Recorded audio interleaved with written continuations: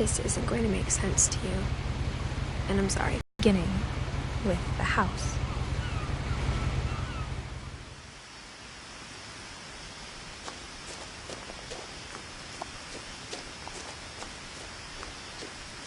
I lived here until I was 11, but I wasn't allowed inside half the rooms.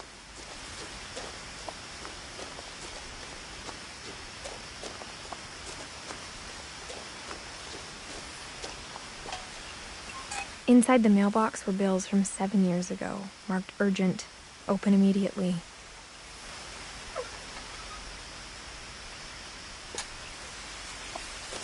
I hadn't been back since my brother Lewis's funeral.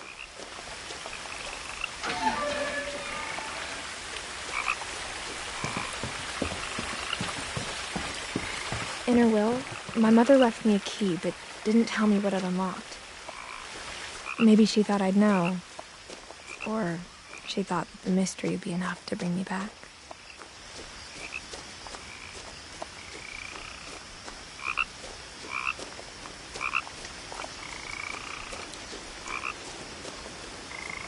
But now I had questions about my family that only the house knew the answers to. The woods around the house have always been uncomfortably silent, as if they're about to say something but never do.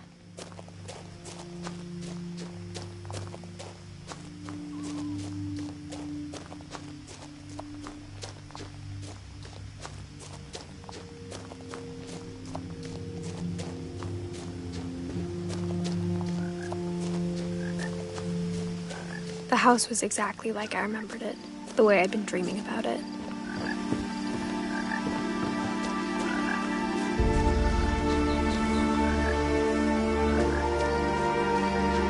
As a child,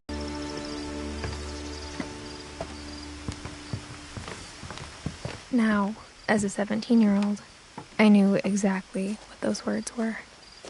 I was afraid of the house. I hoped the key might unlock the front door. It didn't.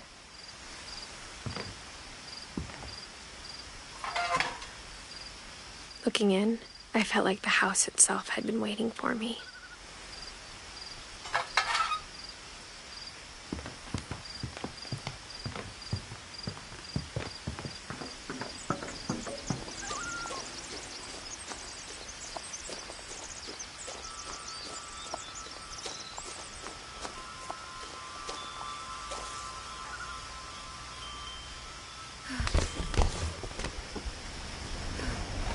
Crawling through the doggy door used to be a lot easier when I was 11.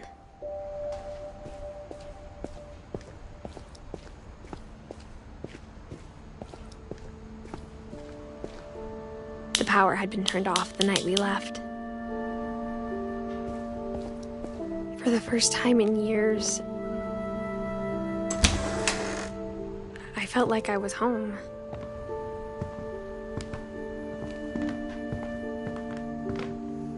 But instead of a family, there were just memories of one.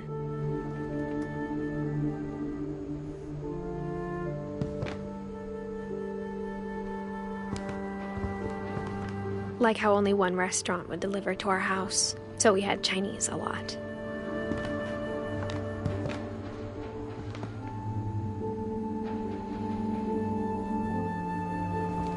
Or how after Lewis started working at the cannery, we all got sick of eating salmon. Except our cat, Molly.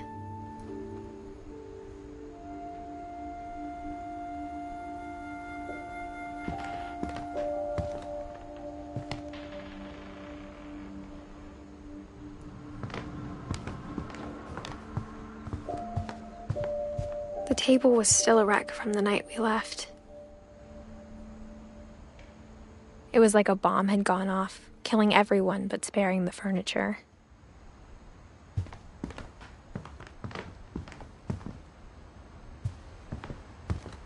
My mom was the only one of us who could imagine Great-Grandma Edie living in a nursing home.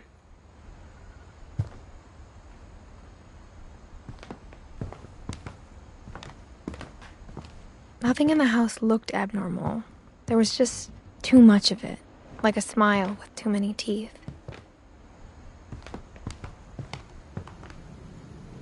Even the fireplace had a story.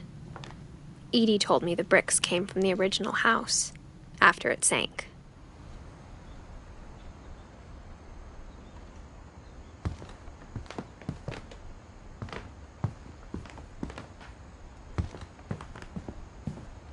Mom always told me to stay out of the basement, so I wasn't too surprised when the key didn't fit.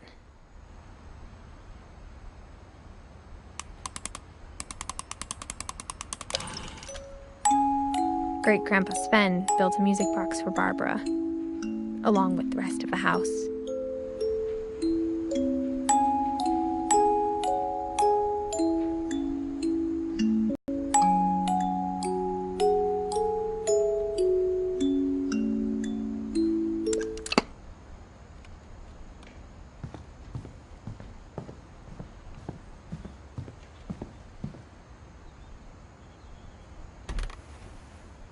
Edie told me once that every Finch who ever lived is buried somewhere in the library.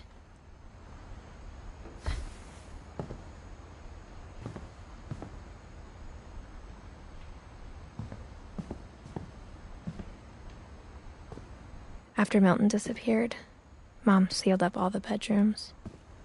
Then Edie retaliated and drilled peepholes.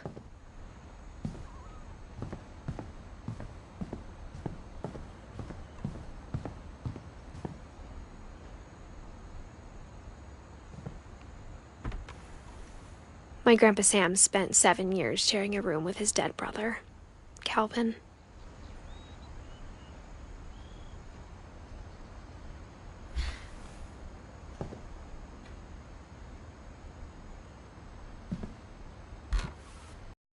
As a kid, I just assumed every house had peepholes and sealed rooms you weren't allowed inside of.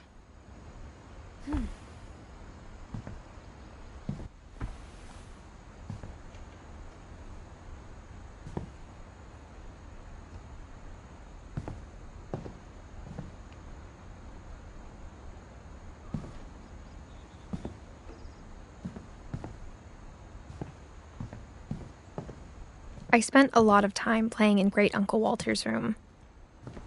I think my mom sometimes regretted not sealing it up.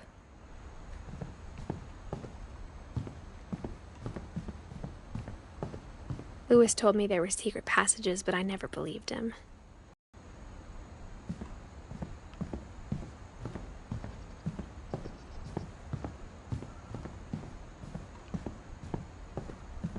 Whenever people ask me about my family, Mom must have locked the third-floor stairs on the night we left. Edie's father, Odin, built the original house.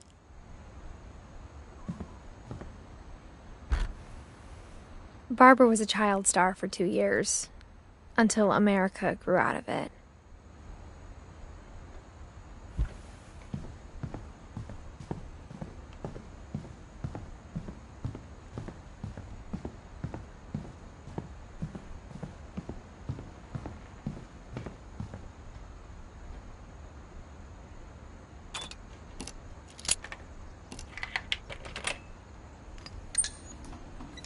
Turns out, my mom was really good at keeping secrets.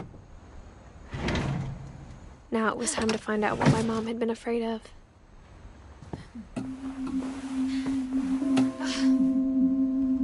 From the paintings on the wall, it was clear my brother Milton had been here before me.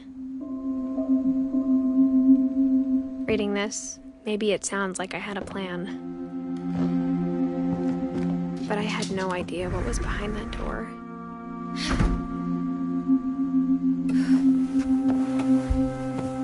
Just like I had no idea where all this was gonna lead. I grew up looking at Molly's room. Molly's gerbil had a tiny bedroom with its own even tinier gerbil cage.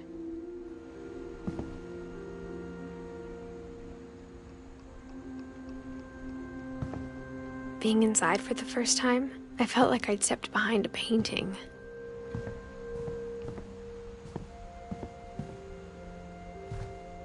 I got the sense Edie had spent a lot of time here, before my mom sealed the doors.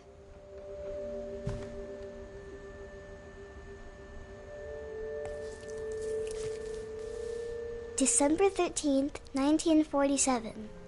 Dear Diary, I'll be gone soon, but I wanted to tell somebody about what's gonna happen. It started when Mom sent me to bed without dinner.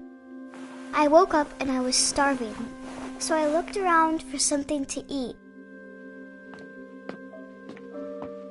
The gerbil food was dry, but I didn't mind it.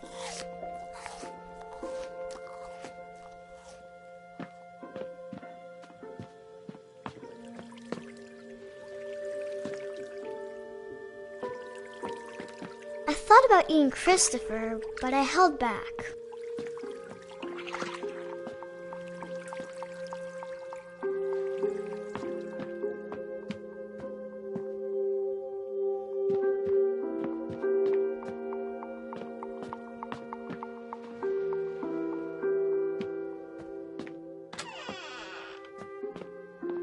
I kept eating and eating.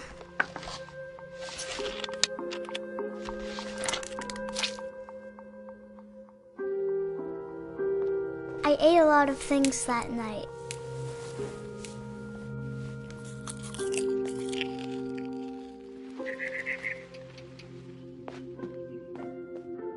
Then I heard chirping outside my window. It was a barn swallow going back to her nest. I reached out for her.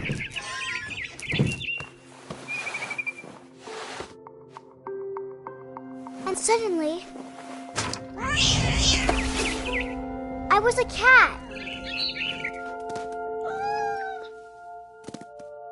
I tried to be quiet, but the bird was really scared.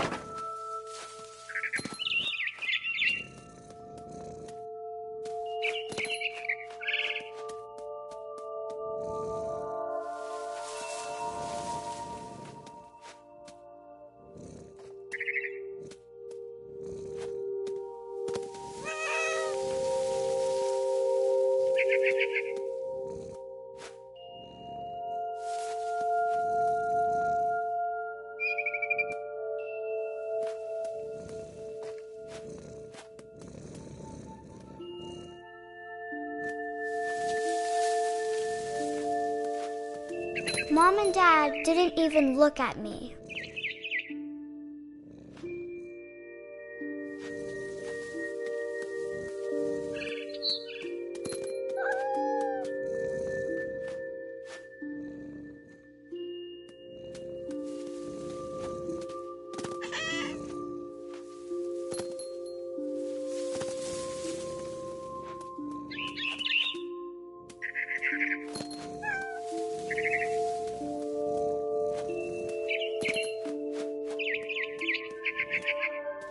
I jumped and I almost got her.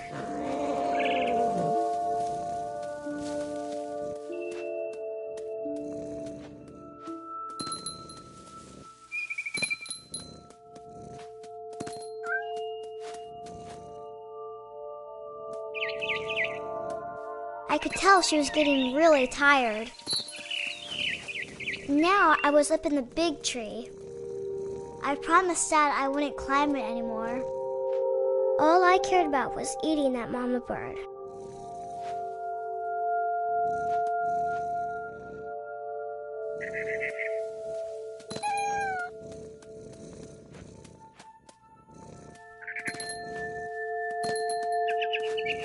I gobbled her up. And suddenly, I was an owl. First, all I heard was the wind. Then I heard little teeth nibbling in the grass.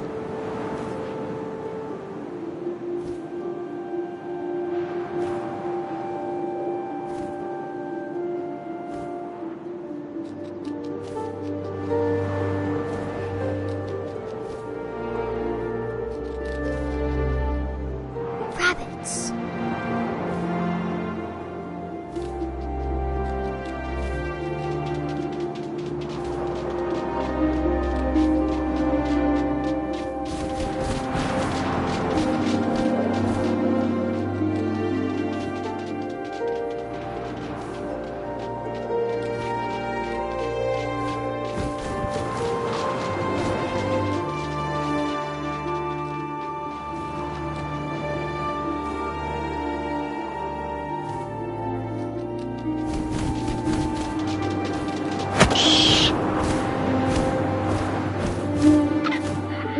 imagined his face looking up and seeing mine through my talons. I swallowed him up, and I didn't chew one bit. Then I flew off to find something bigger.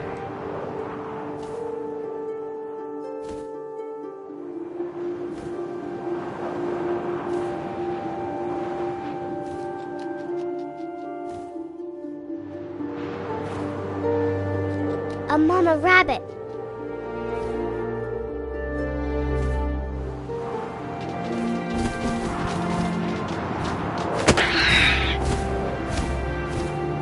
She was almost too big to carry. I started choking, but I couldn't stop eating. And suddenly, I was a shark.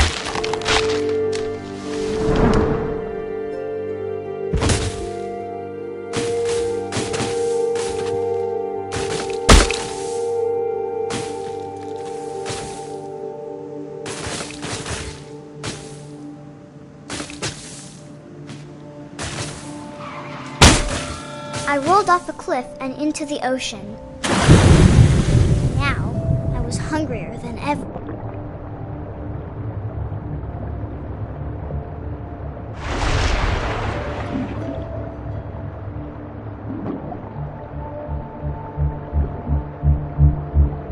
I wanted fat, juicy seals.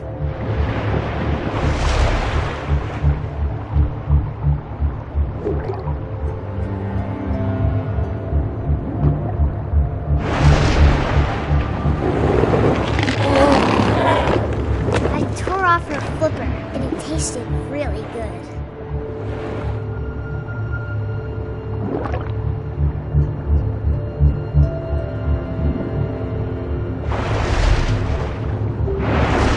Grabbed on tight, but I was so hungry, I jumped out of the water. When I opened my eyes, everything changed.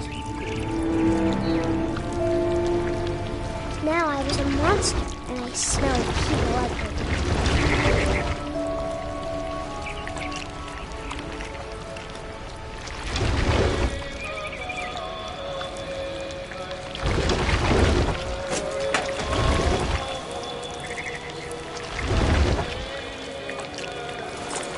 I was big, but I moved real quiet.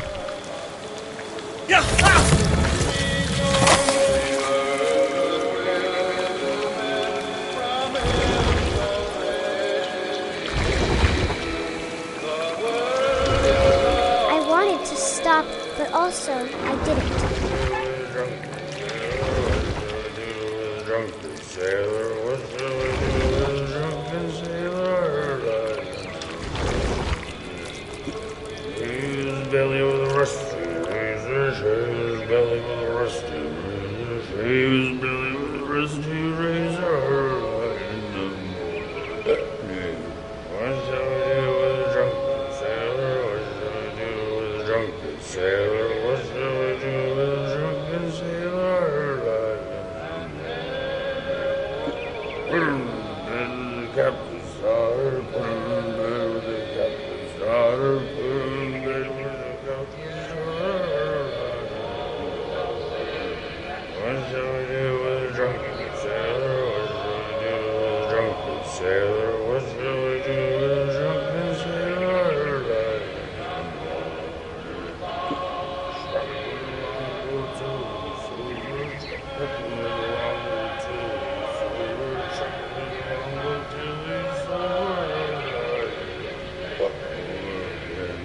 shall I do with a drunken sailor? What shall I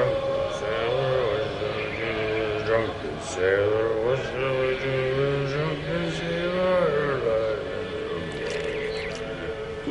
Put him in the scuppers with a hose pipe on him. Put him in the scuppers with a hose pipe on him. Put him in the scuppers with a hose pipe on him.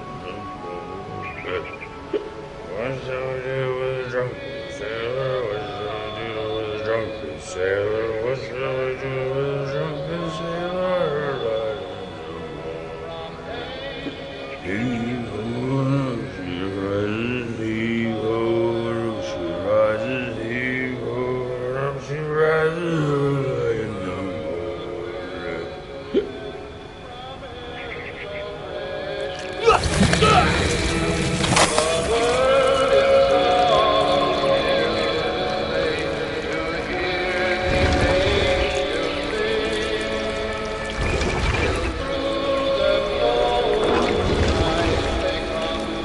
After the last passenger, I was still hungry. And to cross the water, I smelled something new. Something I had to have, so I swam towards it.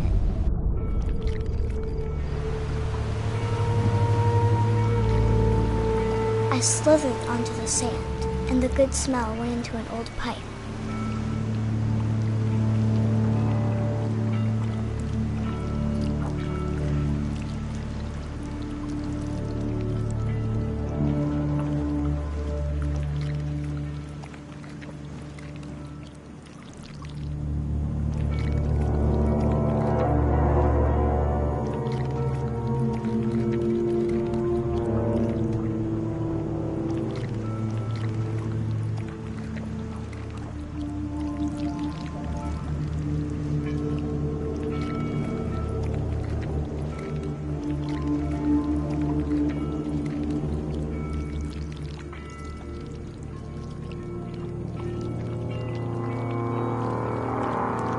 I got closer and closer.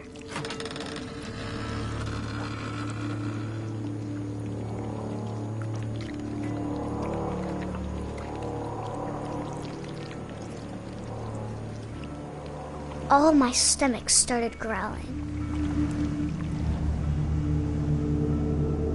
And suddenly, I was me again. I held my breath for a long time, but I couldn't hear anything. I think it's waiting for me to fall asleep. But it's not going to wait much longer. It needs to feed, and we both know I will be delicious.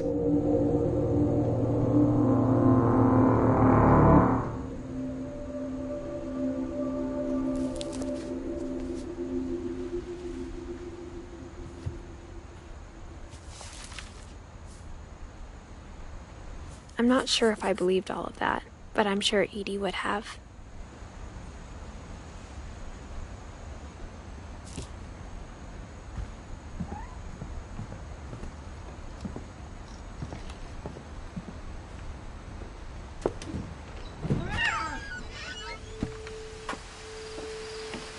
This will be obvious later, but my mom never told me any of these stories.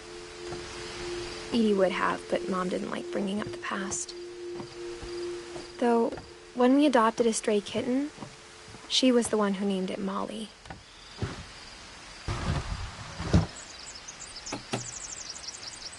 I spent a lot of time in Great-Grandma Edie's room.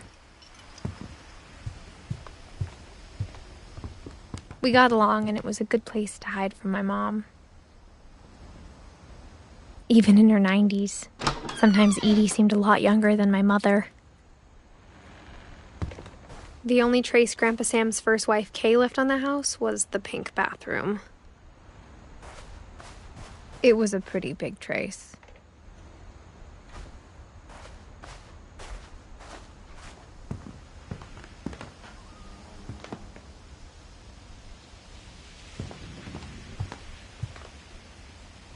Her room was like a museum.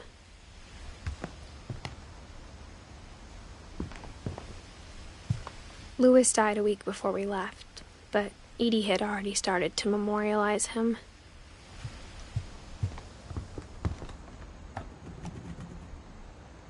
For 500 years, the Finches have been famous throughout Norway for their fortune and misfortune. Odin Finch buries the latest victims of the family curse, his wife Ingeborg and their newborn son, Johan. On January 7th, 1937, he set sail with his family and his house, hoping to leave the curse behind. But 40-foot waves off the coast of Washington send the house and Odin to the bottom of the sea. Odin's daughter Edie, with husband Sven and baby Molly, step ashore on their new home, Orcas Island. Odin Finch is the first to be buried in the new family cemetery. His daughter Edie is already dreaming of a new Finch house.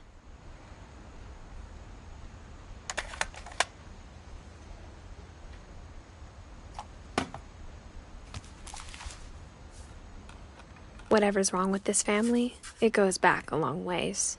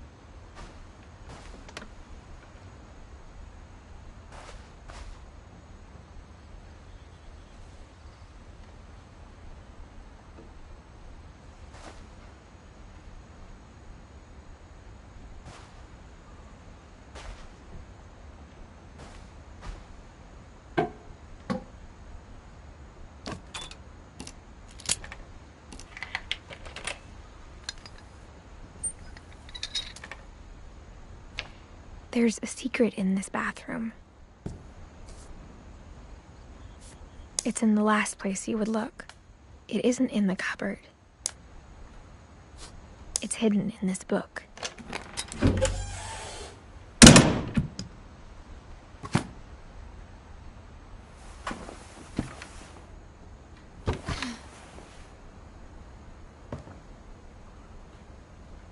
Sven gave Sam an old camera he'd refurbished. He never put it down.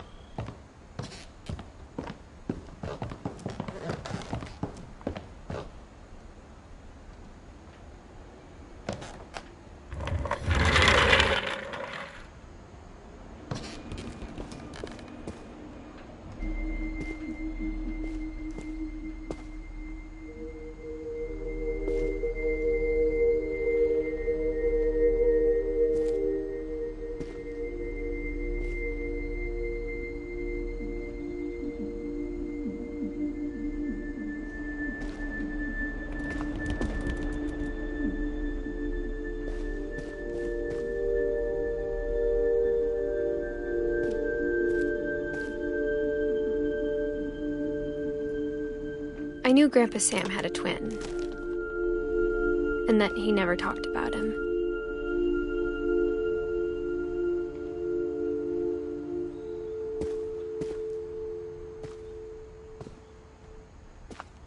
I guess my grandpa didn't like history any more than my mom did.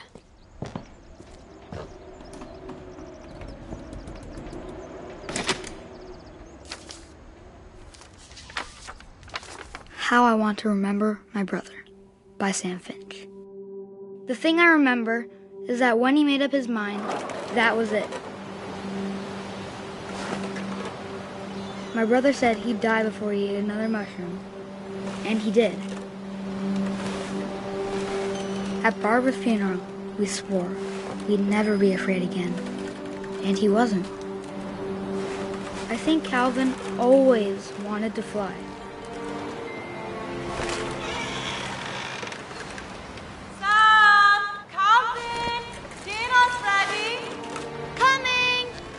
But that day, he finally made up his mind to do it. I told him going around was impossible. Maybe if I hadn't said that,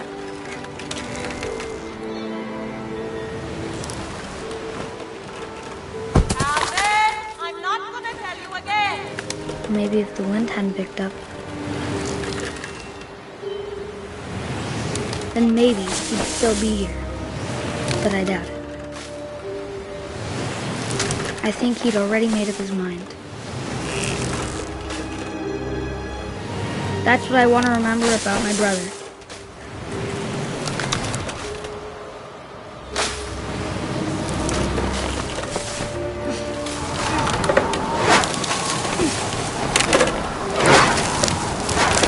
The day he made up his mind to fly. And he did.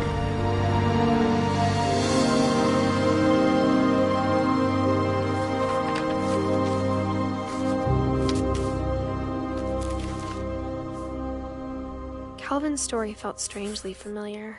When I was younger, I remember trying to do the exact same thing.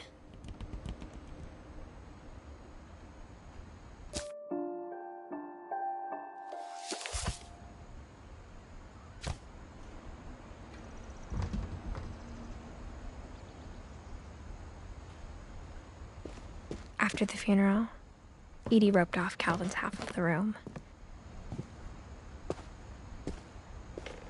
Mom said Grandpa Sam enlisted at 18 and never set foot in the room again.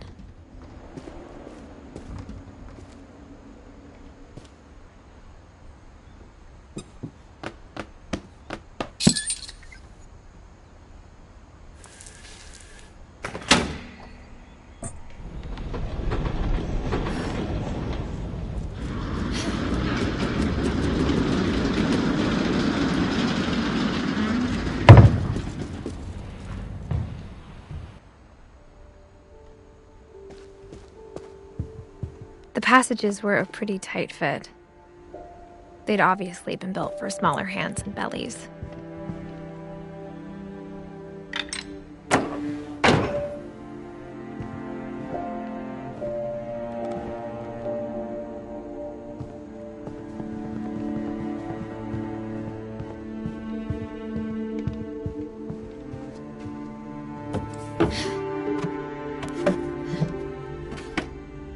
Growing up, I always thought of Barbara as a child star.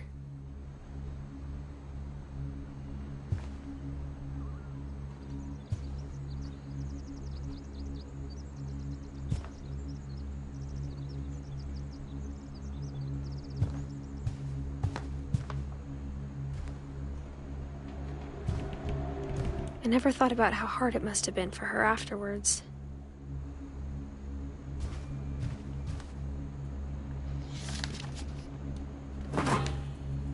Of all the stories people wrote about Barbara's death, I'm surprised Edie saved this one.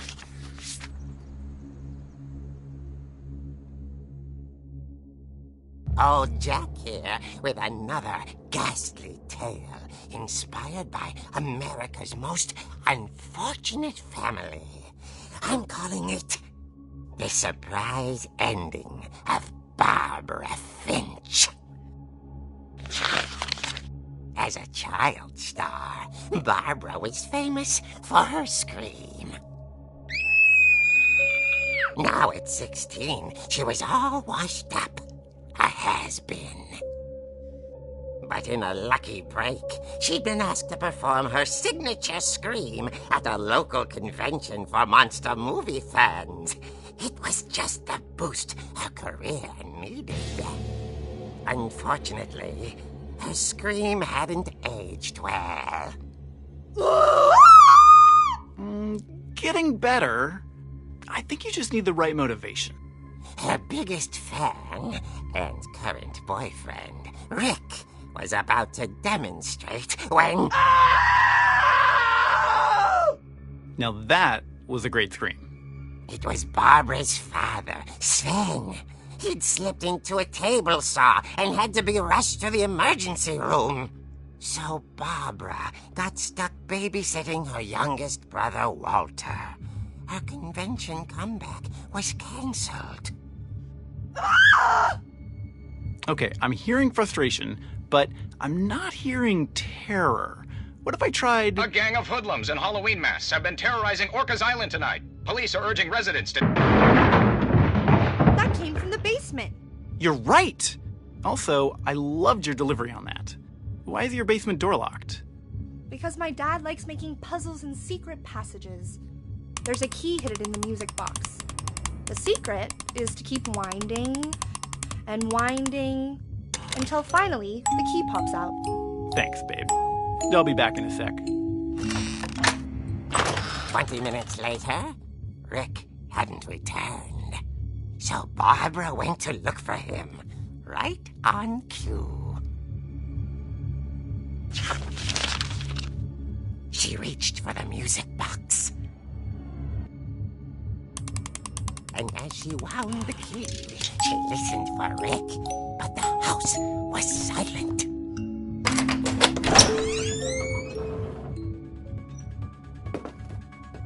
Rick? Are you okay?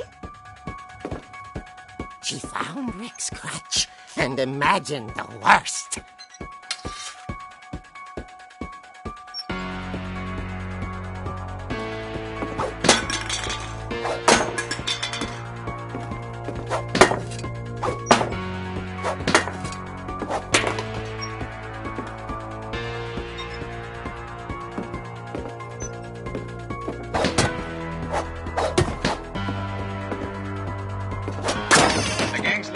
Infamous Hookman killer, Dr. Carl Hamill, who impaled and then ate his family 10 years ago tonight.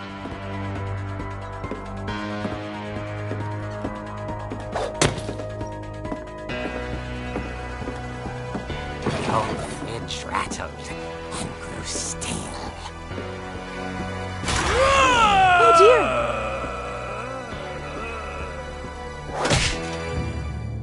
Oh! Rick? Barb, relax. I was just trying to scare you to help you find your scream. Well, I'm not scared, Rick. I'm furious. Then act furious. All I'm getting from you now is that you're hurt and confused and you... She threw him out, but she kept a little something to remember him by. Barb, have you seen my other crutch? And she was still holding it when she fell asleep watching the late picture show. Hours later... Barbara! Walter, what's going on up there? Ah!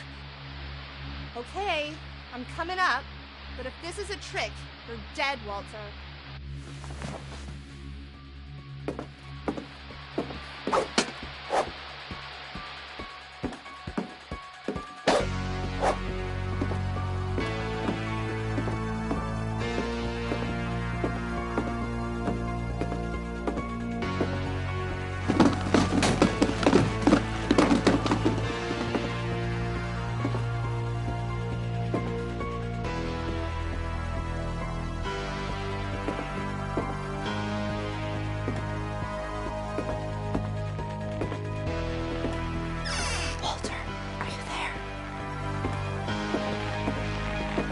Walter had vanished, but his bedside radio was still on. Orcas Island police describe the man as 6 feet tall, with a steel hook for a hand. Residents are urged to lock all doors and windows and notify the police of any suspicious activity. Barbara turned, saw the hook man, and was speechless. He was quite smashing.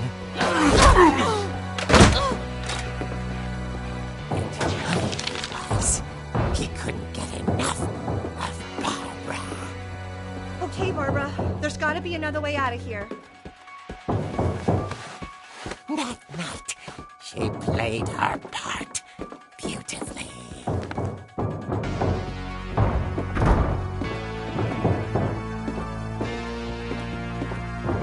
She thought about abandoning Walter, but just couldn't do it. Molly's door hadn't been opened in years. The hinges groaned.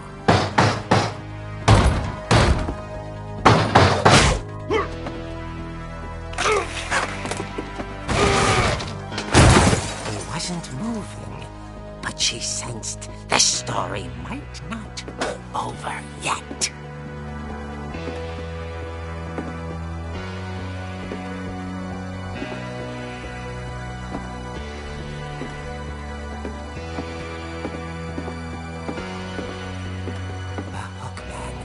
Vanished.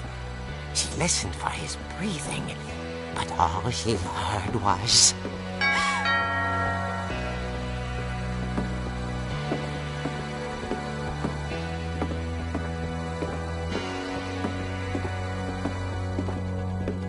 At the door, she heard whispering. It was coming from inside the house.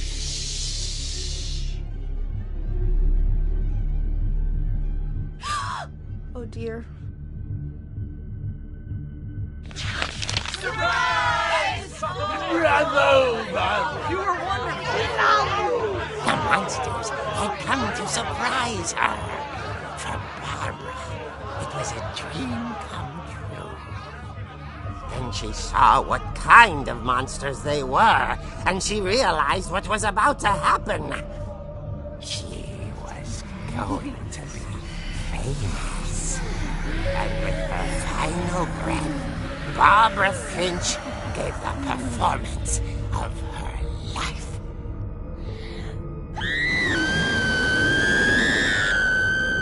I wasn't there myself, but I hear Barbara was magnificent.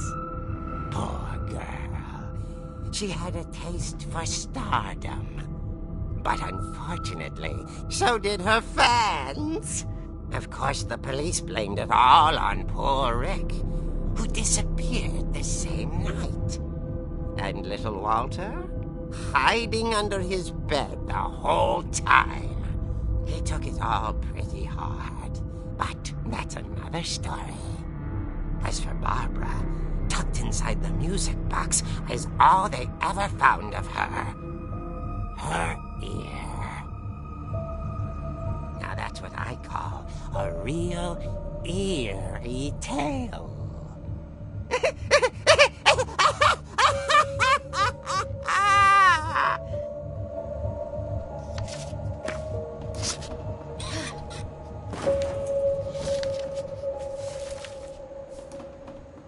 Edie told me all Barbara wanted was to be remembered, as absurd as that comic was. Maybe what Edie saw was a happy ending.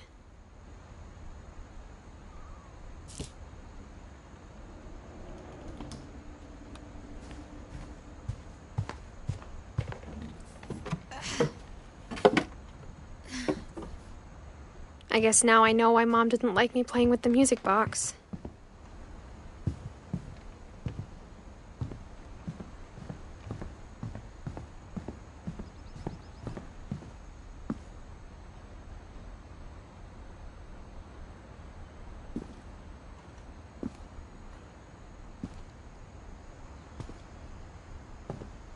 A lot of things got left behind in the whirlwind of that last night.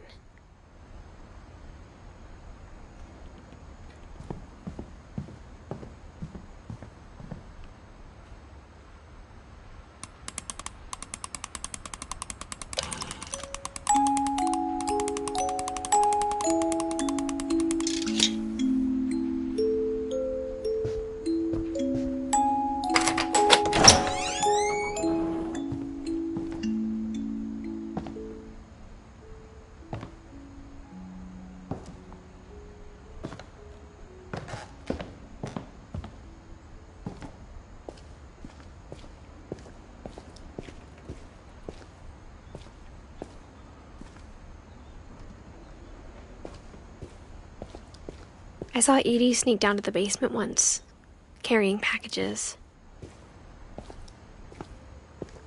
I thought maybe she was hiding presents.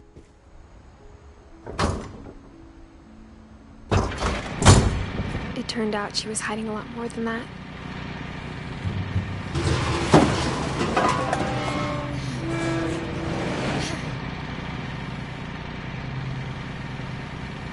I remember asking Mom once about where Walter had gone.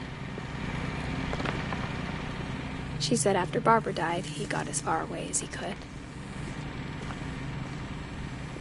If there's a pattern in all these stories, I think it's that none of us has gotten very far.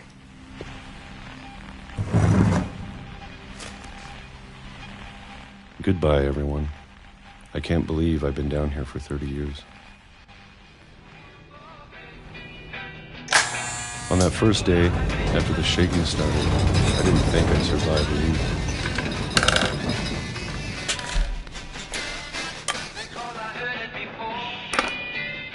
But after a few days, I settled into a routine. That's what kept me sane. Having a schedule, living for today. I always expected to be dead tomorrow. But if you wait long enough, you get used to anything.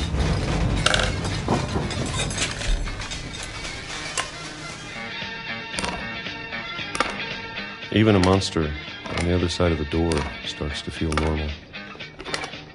Almost friendly.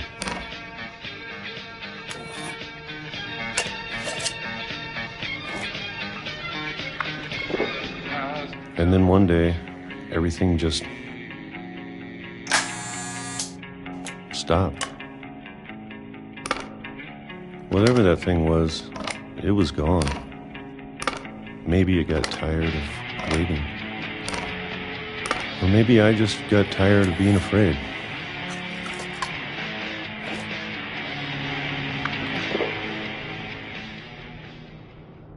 It's been a week now, the longest in 30 years. I'm done waiting. I have to leave while I still can.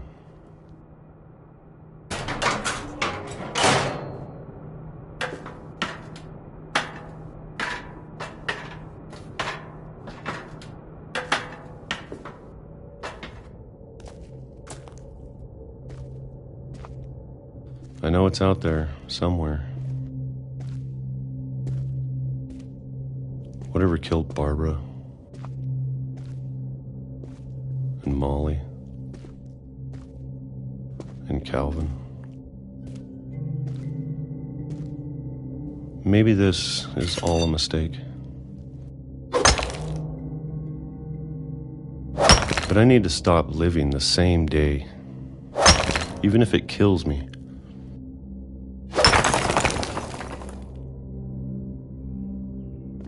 Whatever's out there, I want you to know I'm ready for it. I'm going to appreciate all of it, especially the food. I don't mind if I only have a year left, or a month, or a single week. I'd be happy with one more day. I can already imagine the sun on my face.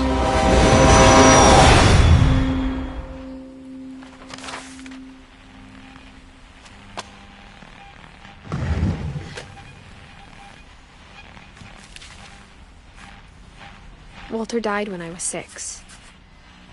I can't believe my mom never told me he was down here.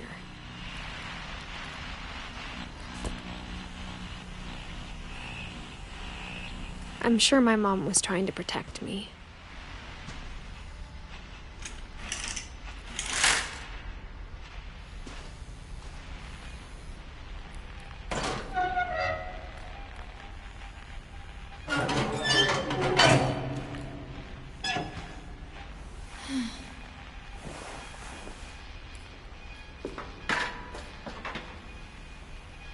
Maybe she was afraid I'd end up like Walter. But if she never told me about an uncle under the house, I can only imagine what else she was hiding. I don't want to make the same mistakes she made. Trying to bury something that's still alive.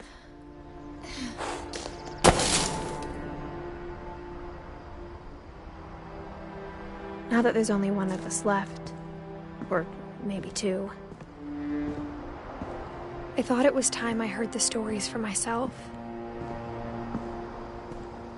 and found out what happened to everyone else. But now I'm worried the stories themselves might be the problem. Maybe we believed so much in a family curse, we made it real.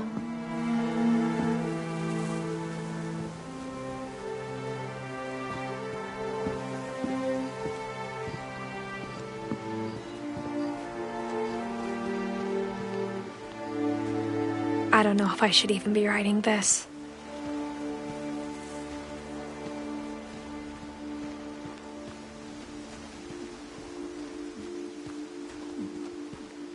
Maybe it'd be better if all this just died with me.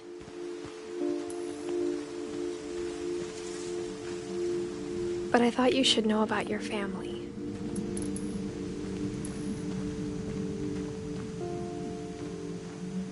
And the history you're a part of.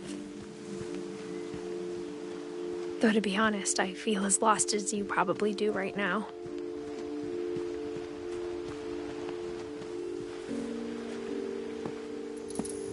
I think the people in these stories believed them, for what that's worth.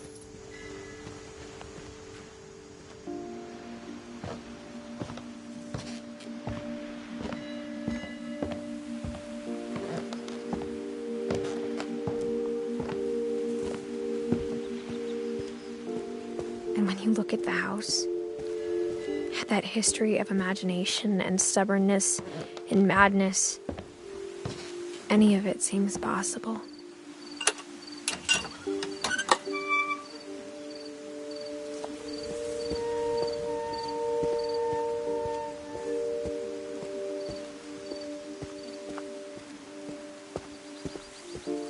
I think we've been surrounded by death for so long, we've just gotten used to it. What kind of family finishes building a cemetery before starting the house?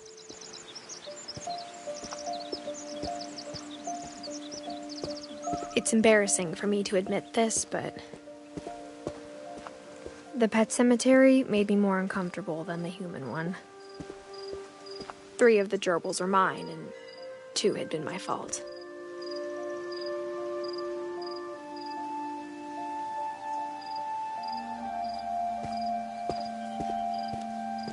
Sven built the house, but it was Edie who designed the cemetery.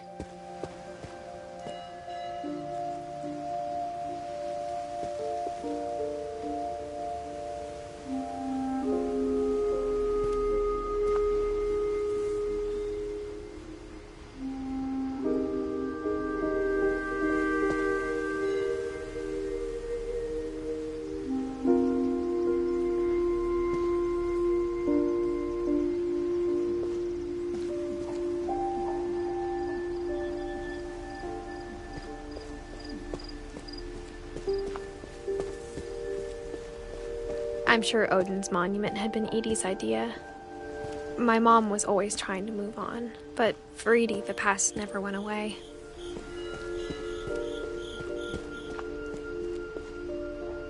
She could see it poking out of the water at low tide.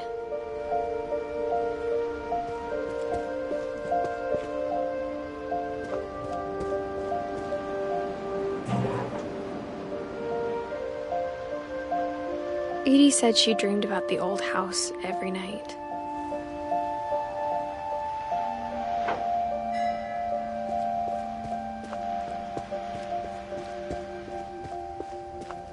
Edie's side was always easier for me to understand. But the older I get, the more I can see where my mom was coming from.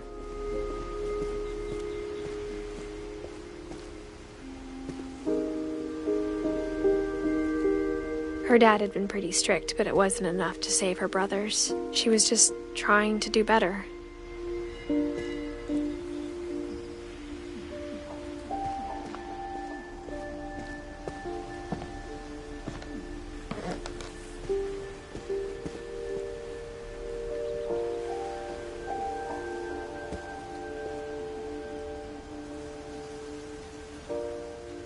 She lost 2 of her brothers, just like I did. I get why she tried so hard to protect us.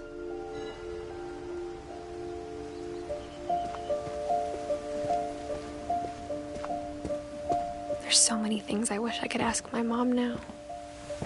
Part of me thinks this is what she wanted all along. For me to come back someday and find everything out for myself.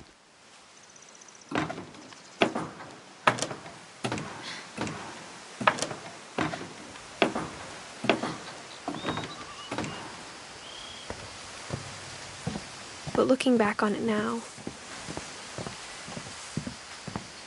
if she told me there was going to be so much climbing, I never would have come when I was 22 weeks pregnant.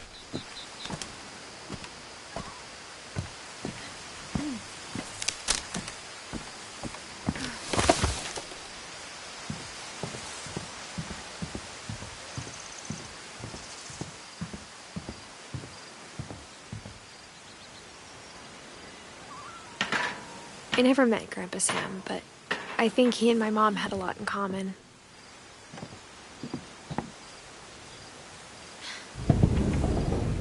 They were both pretty intense.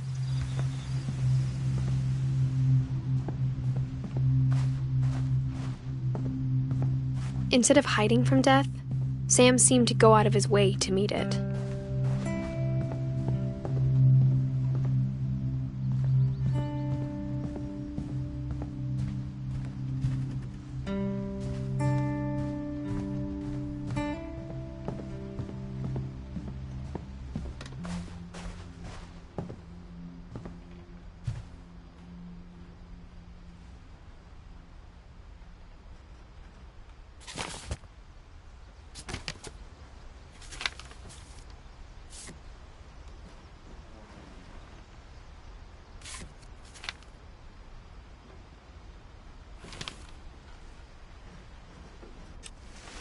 Dawn, I promise, you'll never forget this weekend. Yes, sir. These memories are gonna last a lifetime. Mm-hmm. Perfect. Am I gonna have to shoot anything? It's gonna rain the whole weekend, isn't it? I will never forget this weekend, Dad. That's the spirit. Please just take the damn picture. Smile, Dawn. Okay, got it. I'm gonna take some pictures, okay? Just be careful. That camera's older than you are. Aw.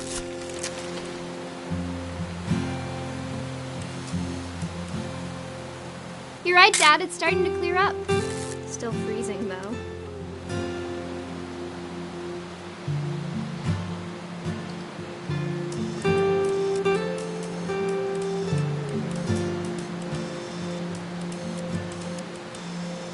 Definitely should not have drunk all that coffee.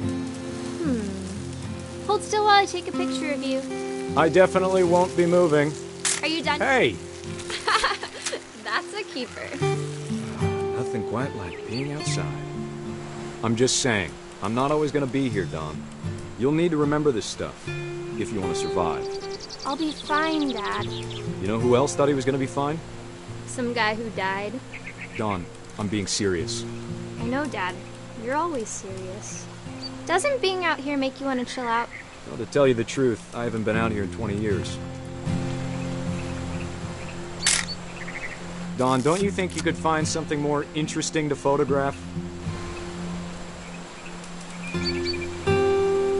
Last time I was with my brother Calvin. Man, that was a great trip. Dad! Good eyes, Dawn.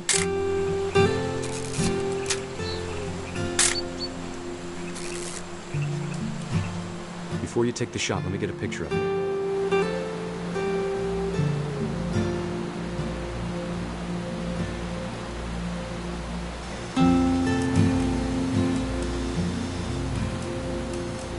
Dad, I... Just... Let me get behind you. Do I have to do this? Dawn, you don't have to do anything. But if you want to survive, you'll need to be strong.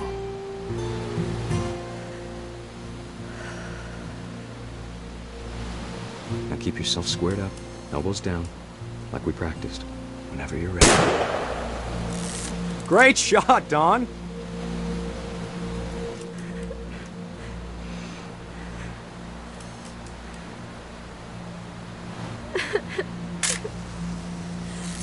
I'm proud of you, Dawn. Always remember that, okay?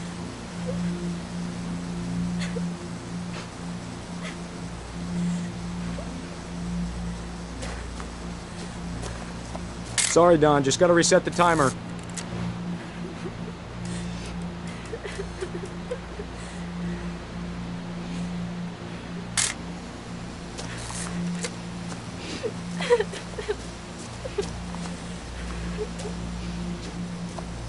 Dad, it's twitching. I think That's it's totally normal, Dawn. Just focus on the camera. Try not to think about... Dad!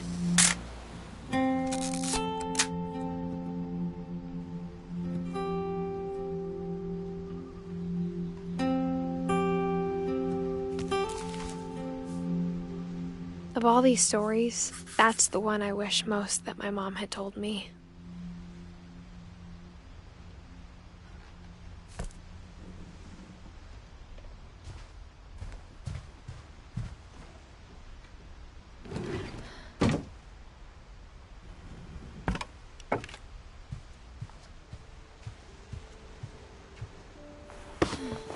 After Sam died, my mom and Edie got really close. They'd both lost a lot.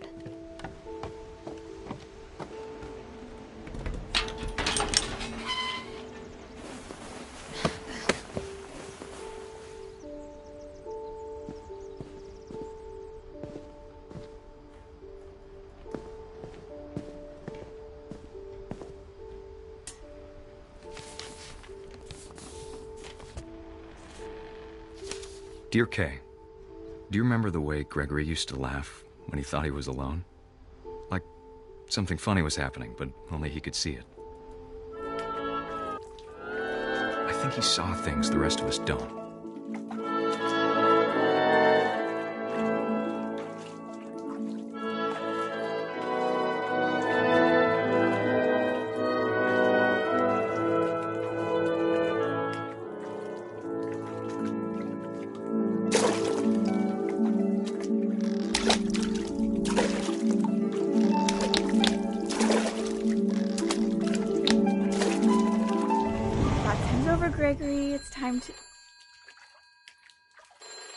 Hold on, sweetie. Hello? Sam, I told you I don't want to talk right now. I wonder what he saw. What his world was like.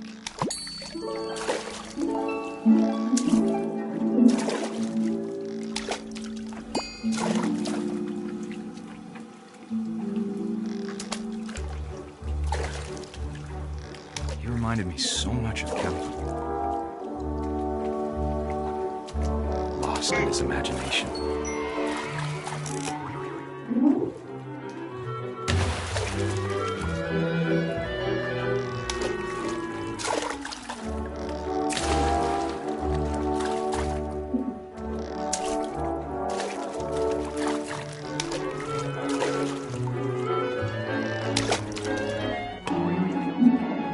I know how silly it sounds.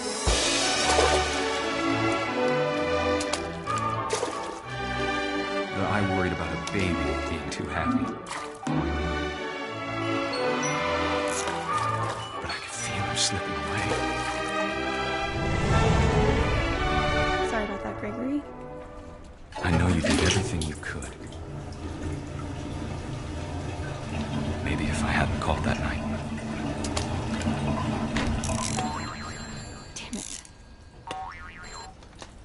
Hold on, I don't want Gregory to hear this. I wish he could have told us about the world he saw.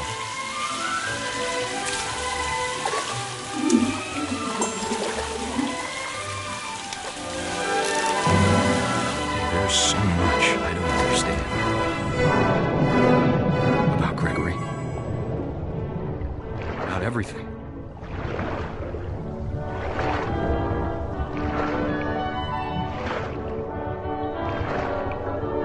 But I know what happened wasn't your fault.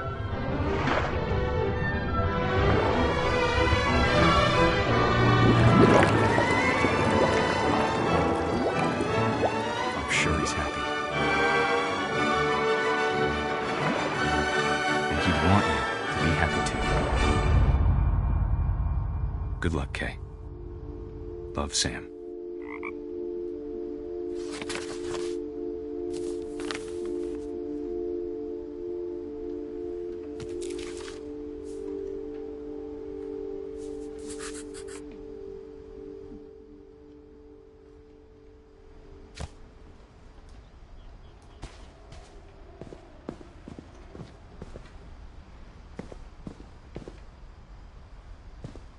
I can't imagine my mom ever writing poetry, and yet...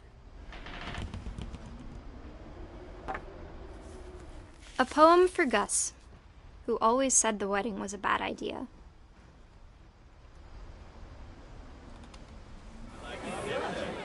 Our father never hit us kids, at least not very hard, before the day my brother said with teenage disregard that he'd be dead before he'd see a wedding in our yard.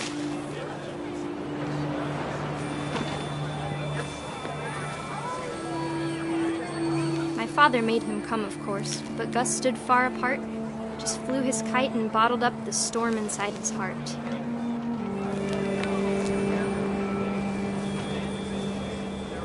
I tried to talk him out of it, but though he'd never met her, "We don't need a stepmom," were the words that I now pronounce you husband and wife. You may kiss the bride.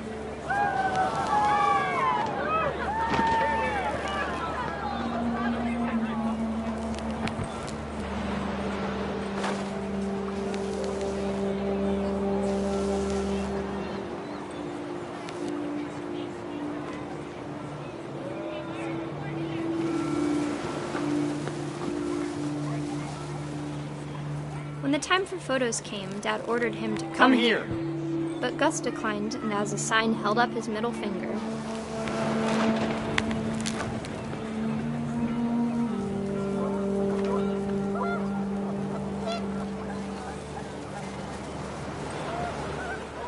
The wind picked up, and panicked geese appeared and quickly went. But all the humans did that day was go inside the tent.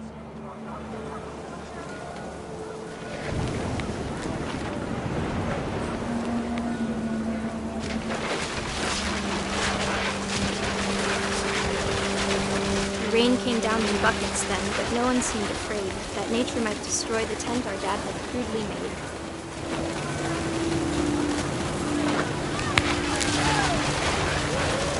The thunder sounded much too close and full of angry power. But all my father said to this was, "Make the music louder."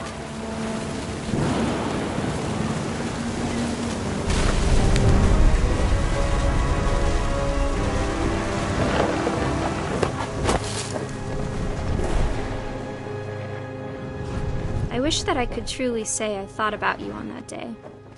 Out there on the beach alone, just you, the wind, the sea, and foam. But I didn't, until we found you.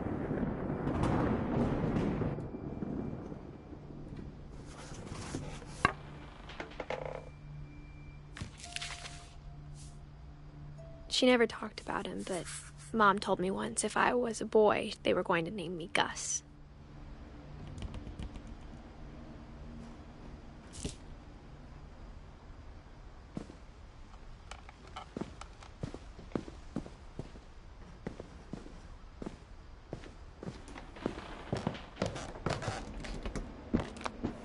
My mom moved up to the loft after her brothers died.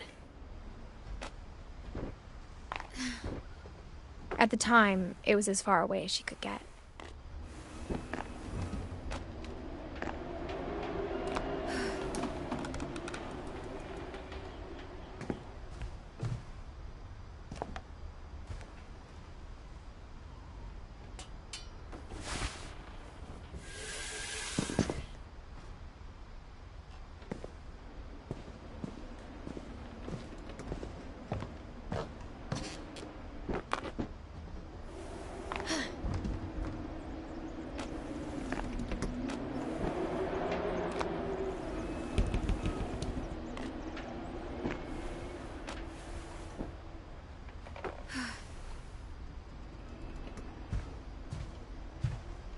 She spent a summer building houses in Calcutta, where she met my dad, Sanjay.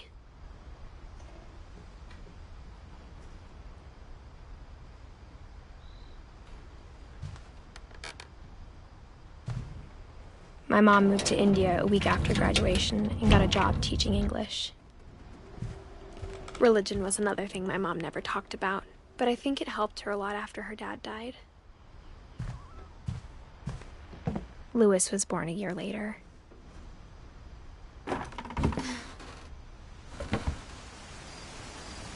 When my dad died, I don't think Mom knew where else to go. I'm sure Edie was happy to have her back. And to see kids in the house again.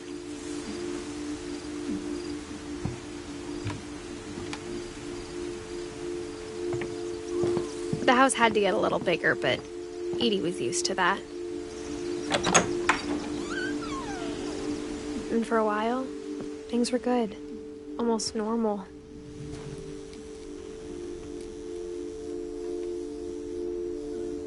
But it didn't last.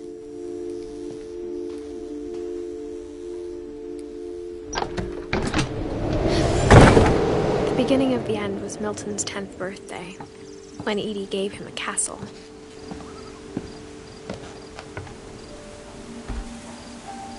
After Milton disappeared, the only thing he left behind was a room full of paintings.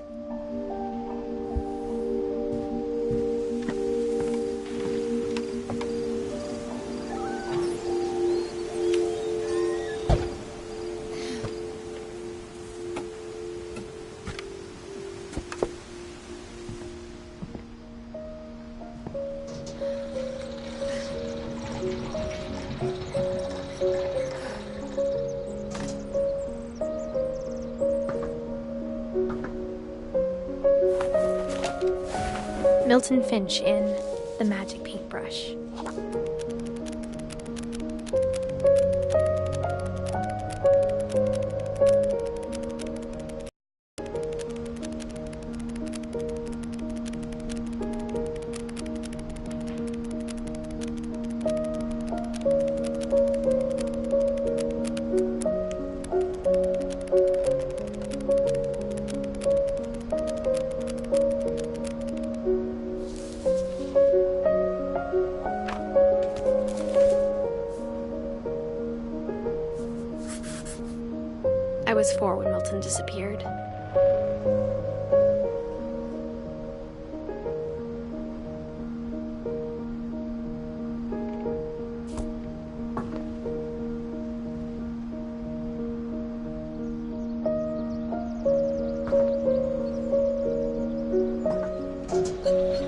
Mom spent months searching for my brother.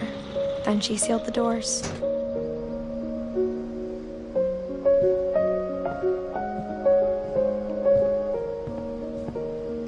Whatever Milton had found in the house, Mom didn't want it getting out.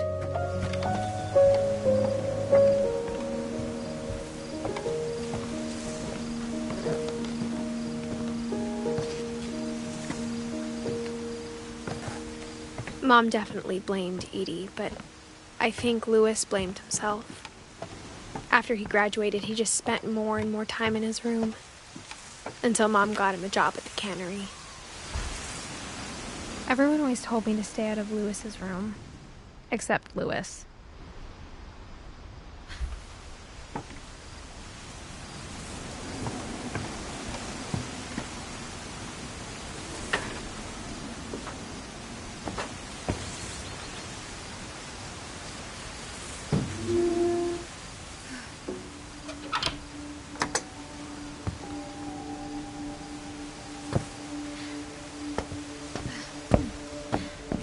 Louis's room smelled very, very familiar. That part of him lived on.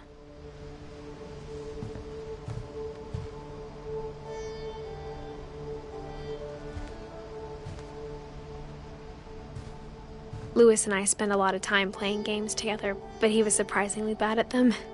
He died a lot.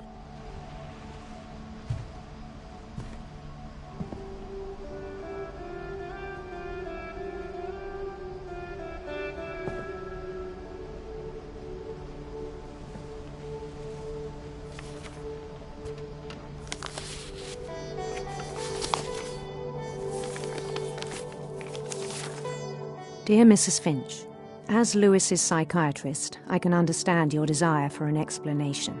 As I see it, the trouble began in January, shortly after we convinced your son to seek treatment for substance abuse. Newly sober, I believe Louis first noticed the monotony of his daily life.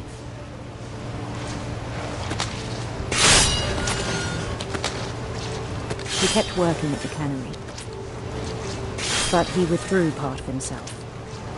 In our sessions, I saw the same behavior. His mind began to wander.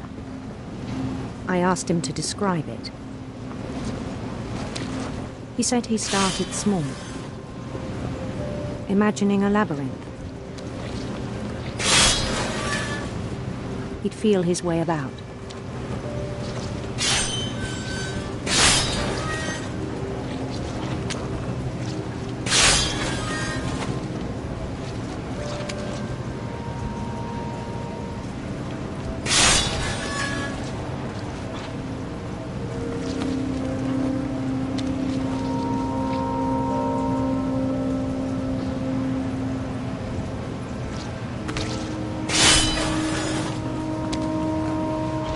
Then something moved.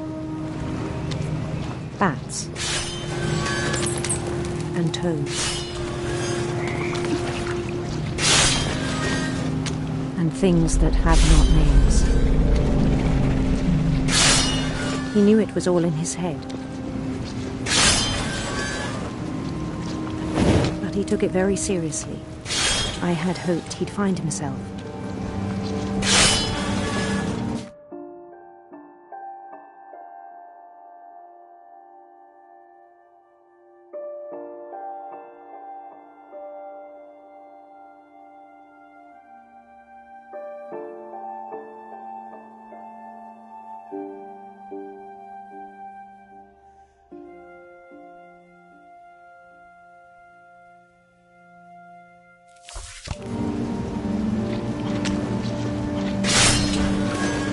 But he found something more.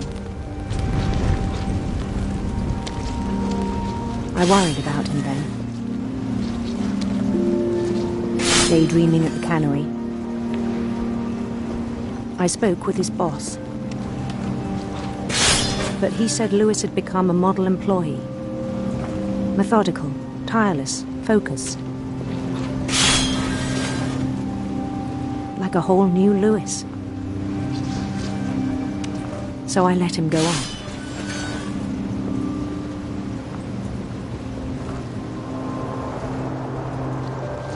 I even encouraged him. It seemed very promising at first. He told me he'd made a new friend.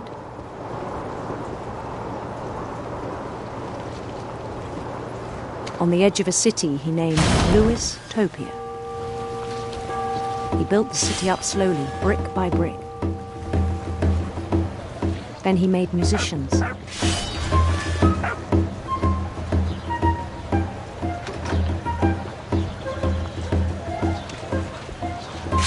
And songs for them to play. He talked about starting a band. And he was always humming something. Every day his imagination grew stronger.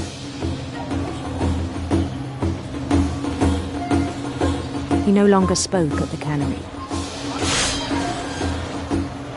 But his chopping was as reliable as ever. Then one day it struck him that all the cheering crowds, even the stones under his feet, were all in his imagination. So he could do whatever he wished.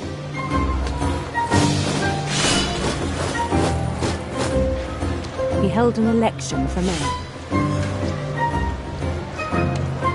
And he won. They begged him to stay, but his mind was already wandering. It became a game for him.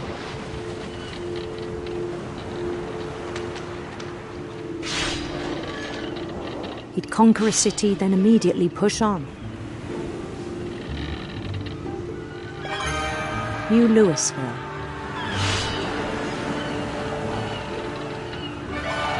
St. Louis. He started drifting away from our reality.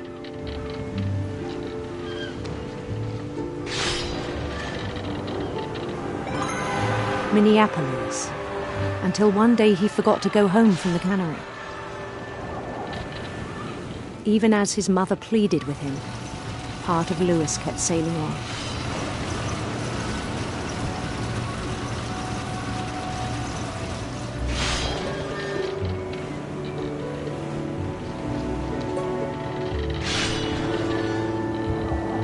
In Louisburg, he heard rumors of a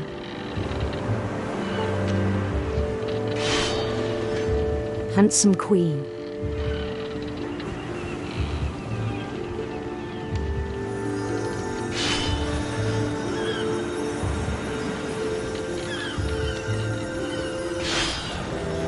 The queen was on her own quest for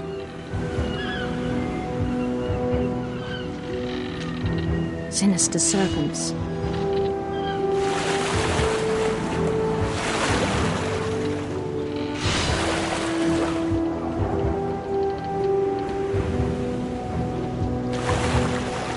Followed the sound of her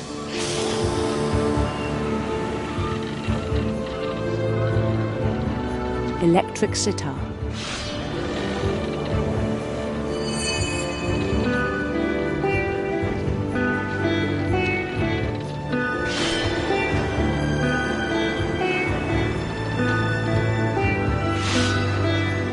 His chase led him to a golden palace east of the sun and west of the moon. Even then, his logic remained sound. He knew the world was all in his imagination.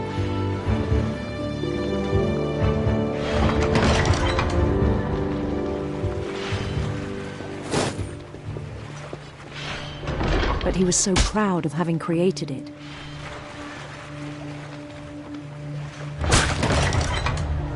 In his own eyes, he'd become something greater than a king.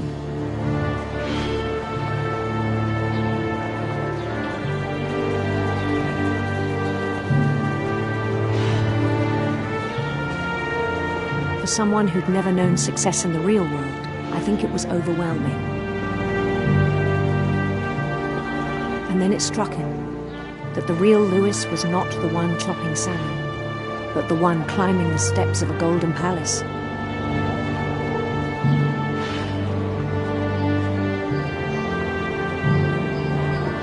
My imagination is as real as my body, he told me. It was hard to argue with him.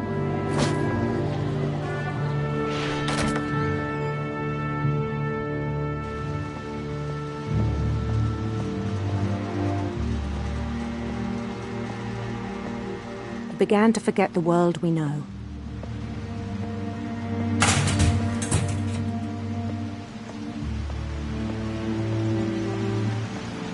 I think it pained him to remember Lewis, the cannery worker.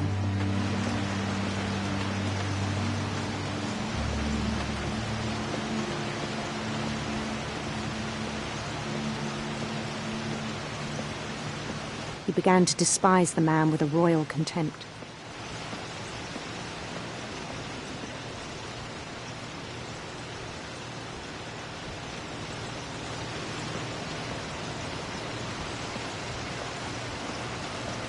I still thought I could save him. Even after he said he was being crowned king over all the lands of wonder. The palace would be packed with his companions.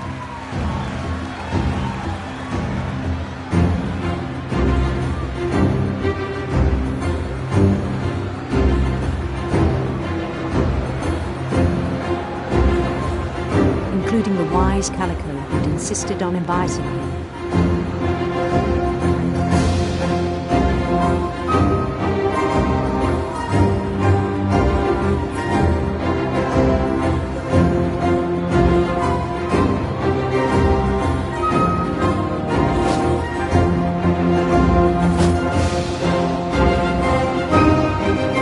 His queen waited, holding his crown.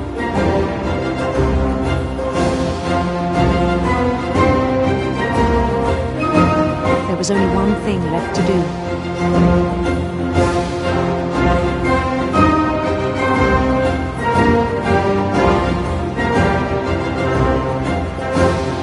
Bend down his head.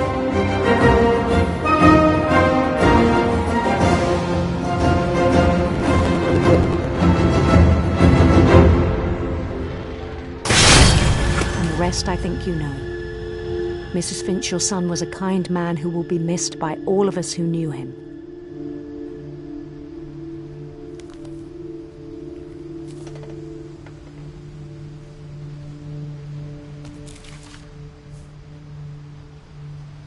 My brother was really cool. I wish you could have met him.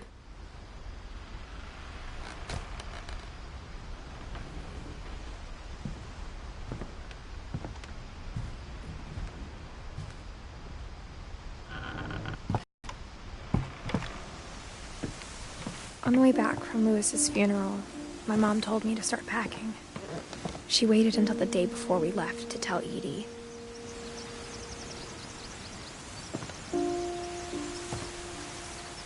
I'm not sure if she wanted to make it easier or harder.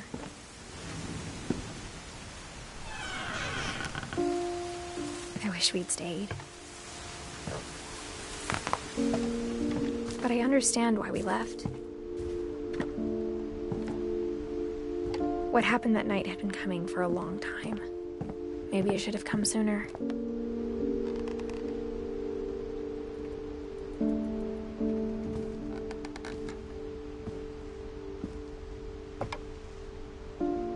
But it had to end one way or another.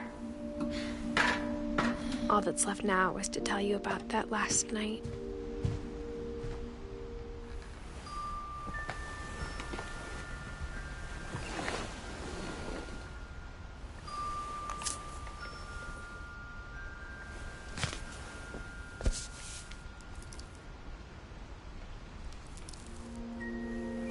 That whole last day, Edie just watched us pack and didn't say a word. Until supper, when she raised her glass and said, "To our final night together, and all our final nights apart." Grandma, you know what I said about alcohol. Some of your medications are very Edith, specific. I left a present for you in the hallway. Why don't you go open it? The grown-ups have to argue now. I'm sorry, you're right. We're all leaving tomorrow. Let's just enjoy our last... I'm not leaving. Edith, you're excused.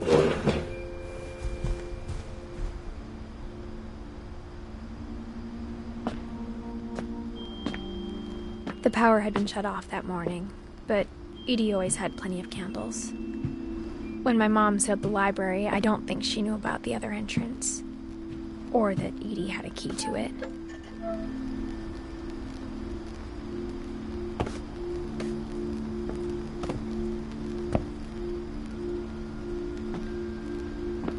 The thing you're afraid of isn't going to end when you leave the house. Edith has a right to know these stories. My children are dead because of your stories. I think it's best if Edith and I leave tonight. We'll have the nursing home send a van for you in the morning. Okay?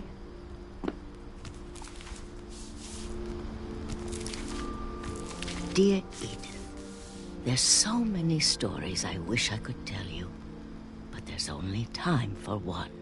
This is about what happened on the night you were born. That night, the tide went way, way out. It was the first and last time I ever saw the old house aground.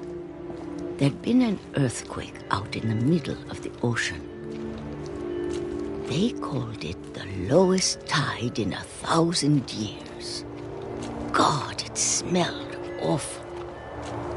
You know, I've seen that house every day of my life.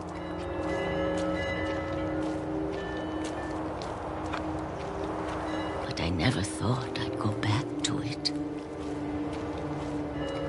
When the fog rolled in, I lost my way.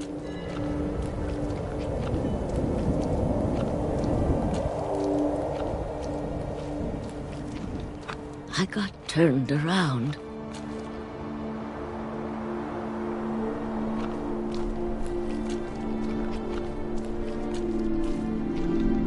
I started seeing things.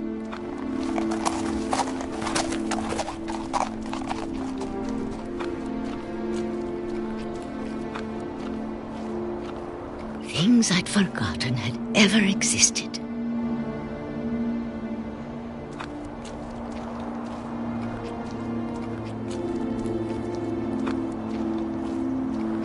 When I saw them, they felt like old friends.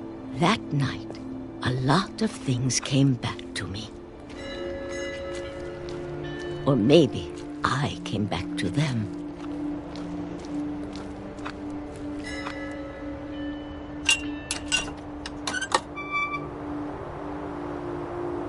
Things I can't explain, but that I need you to try and... Edith, what are you doing in here? It's mine! Edith! Mom, you're gonna rip it! Let go! I kicked and screamed, but Mom dragged me to the car. I never saw Great-Grandma Edie again. The next morning, the van came to pick her up, but she was already gone. After that, we moved around a lot.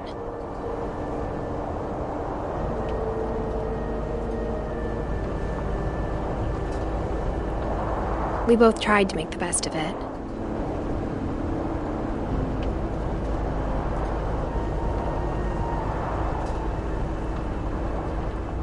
A few years went by.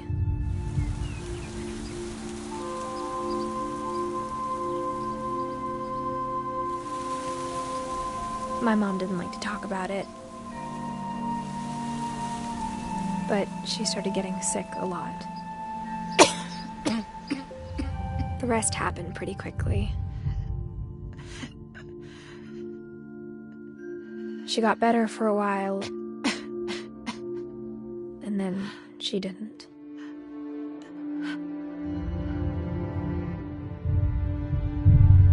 And then I was alone.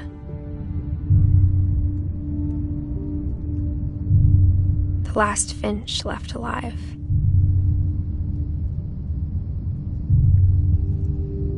Until I found out about you. I'm still not sure what to tell you about all this. If we lived forever, maybe we'd have time to understand things. But as it is, I think the best we can do is try to open our eyes and appreciate how strange and brief all of this is. This journal was supposed to be for you. But now I hope you'll never see it. I just want to meet you and tell you all these stories myself. But I guess if you're reading this now, things didn't work out that way.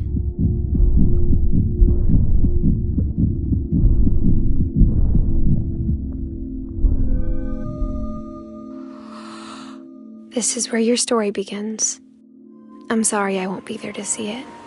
It's a lot to ask, but I don't want you to be sad that I'm gone. I want you to be amazed that any of us ever had a chance to be here at all. Good luck.